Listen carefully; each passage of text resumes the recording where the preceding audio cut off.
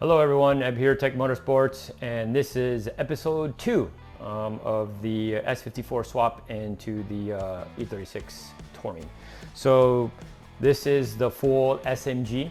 We will be replacing the bell housing on this one and installing one that's already been retrofitted for, or to turn it into a 6-speed manual.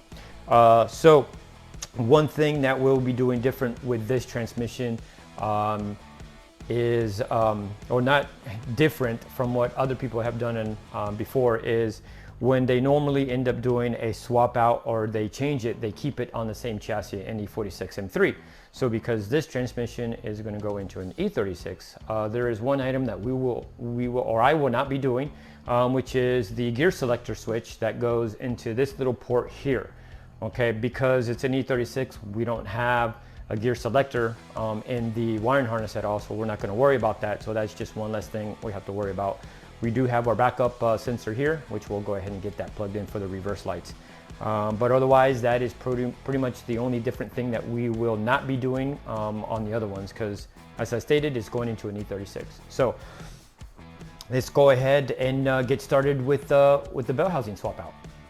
Okay, so here I got the transmission on the table. That was a little bit of a pig to throw up here by myself, but I was able to do it.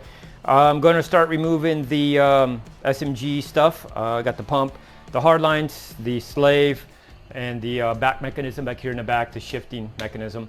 Get that all removed. My bell housing, my new bell housing is already there, and this has already been drilled and swapped out from an SMG to a manual. So just going to end up doing getting this ready, start taking this part off here, and then start cleaning some of the areas and so forth, so forth. That one's already got a new seal up front, and yeah, so I'm going to go ahead and start the process. So I've already removed the fluids out of the transmission earlier on, so all of this is just going to be whatever that's remaining in here, which that's why I got paper underneath, that way I can soak it up. So let's get to it.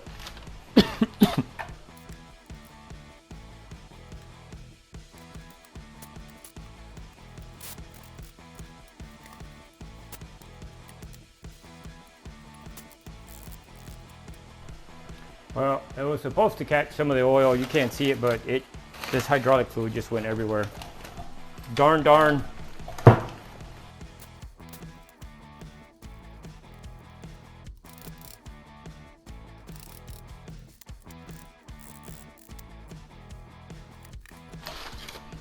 And there we go. All the poopiness from this transmission is now gone. All right, so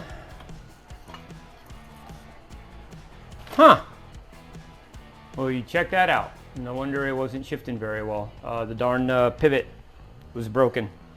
So, well, gotta add that to the list because we didn't know. So.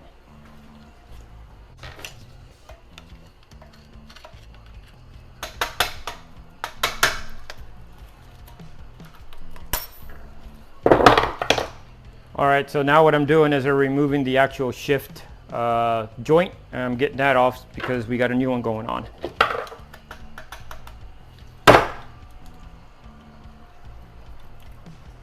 All right, it's out.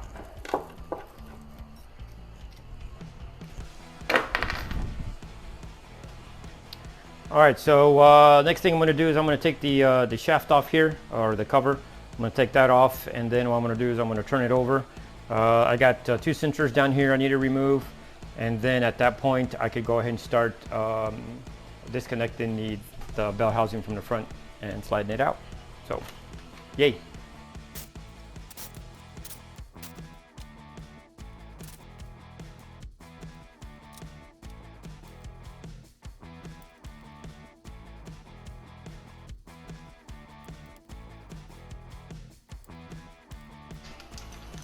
Got to take the fill plug out, otherwise you won't be able to get the one of the bolts. So got to take that sucker out.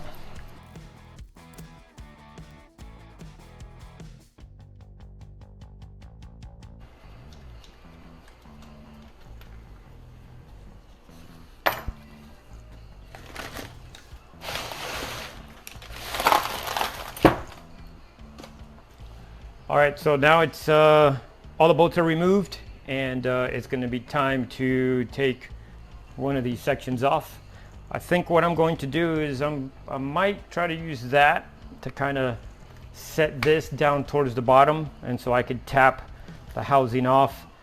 This bolt here, which is like an insert, that needs to stay in, so that way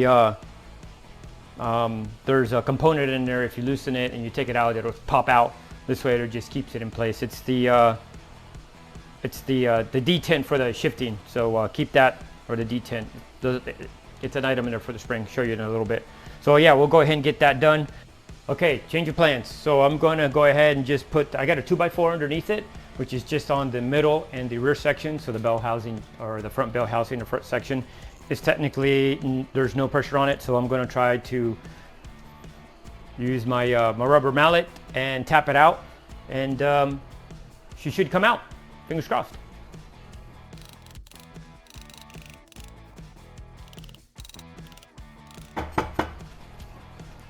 Now I'm coming towards the end to where it's going to come completely out, so I'm doing light taps just to be sure I don't feel anything holding me up.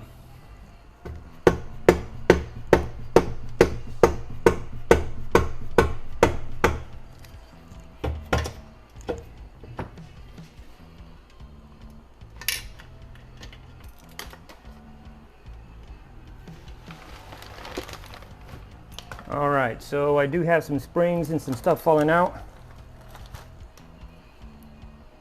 Should I catch them right here? These are just the little pins, so I will slide these out.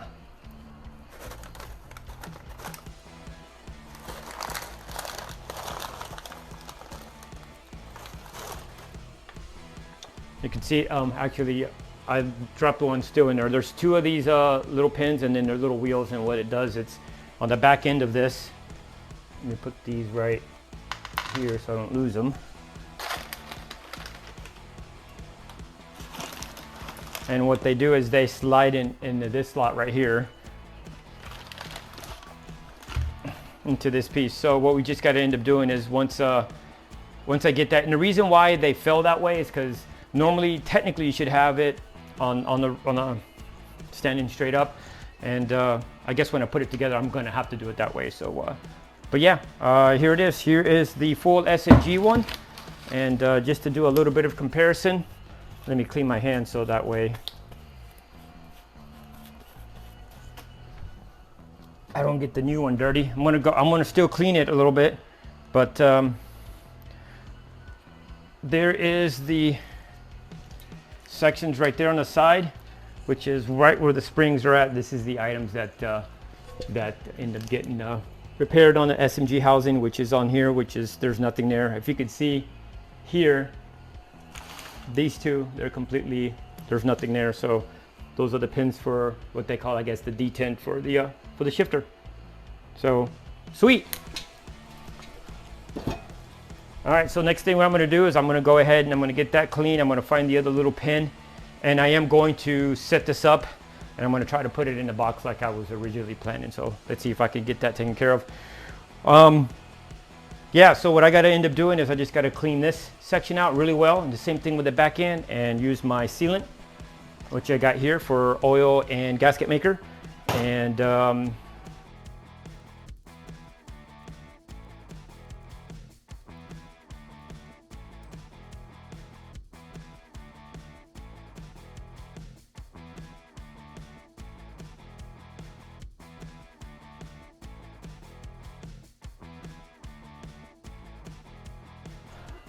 okay, now both surfaces are nice and clean. So what I'm going to end up doing now is put in the RTV and letting this one sit, and yeah.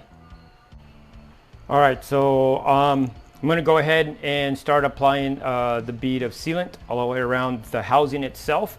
That way I make sure I can get around all the bolt holes. And per the directions of that, I just got to apply it, put it on finger tight, and wait an hour, and then tighten them completely down, but 24 hours before adding any fluid. So just to let you know, these are the items that came off, that fell off that shaft. So it's two of the little pins with 4 wheels total, so 2 on each pin. So like I stated, it's actually to go in here, So when the shift rod turns, it's nice smooth. So what I'm going to end up doing is I'm going to put that on, but I'm going to add grease so they can stay in place. So let's keep plugging away.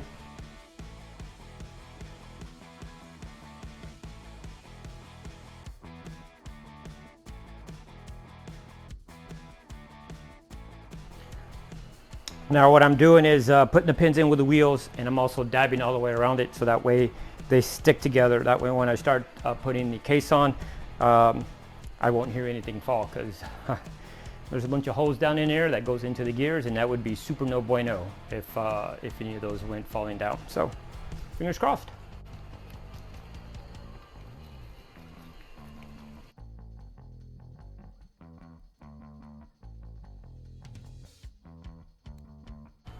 Now what you want to do is you want to go back and look at all of them just to make sure you have a good bead all the way around. So like right here, I could see that I could add a little bit more. It's there's some low spots, and just want to add it just to make sure. I'd rather have a little bit of access come out and then not have enough, because it's going to leak. All right, I'm happy with what it looks. So now I just got to put it in place and hand tighten it down, and until some of the sealant starts to come out. And then what I do is I let it sit there and then wait for 1 hour, and then after 1 hour I fully torque it down, and like I stated, 24 hours later we could add fluid.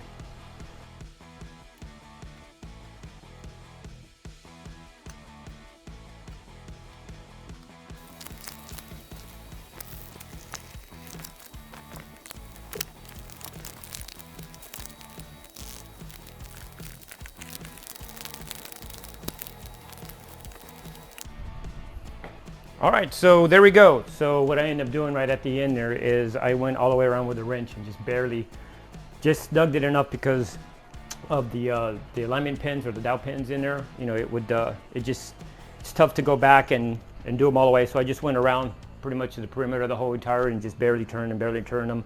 As I did tighten them a little bit more, it would clamp down further. So now I got it to where it's just barely snug. And technically what you're supposed to end up doing is just kind of keeping an eye until you start seeing the sealant start to spread out, and that's when you just want to leave it snug, because you want to be able to leave it on there so it could create somewhat of a cushion, and then when you come back an hour later, torque them down, then you should be good.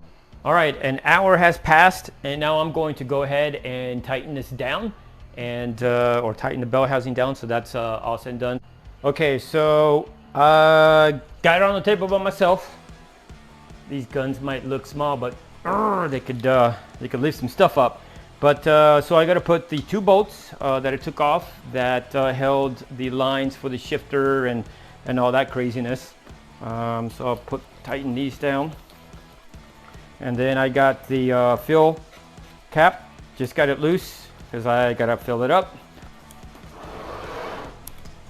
All right, so now what I'm going to end up doing is I'm going to go ahead and put the little the joint there for the shift rod, and we do have a Glebo ordered, so this will be installed later, which is okay because I'm not ready to install the tranny yet.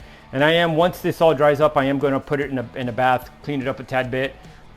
Okay, so got the joint in for the shifter rod, so I think that's it for now.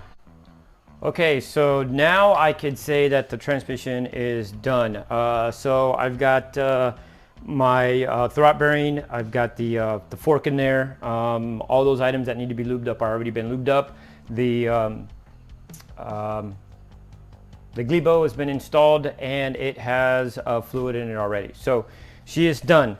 So this will pretty much end episode 2, and yeah, like always, guys, I hope you enjoyed the content, and if you have any questions, put them in the comments, and like always, like and subscribe. Hope to see you in the next episode.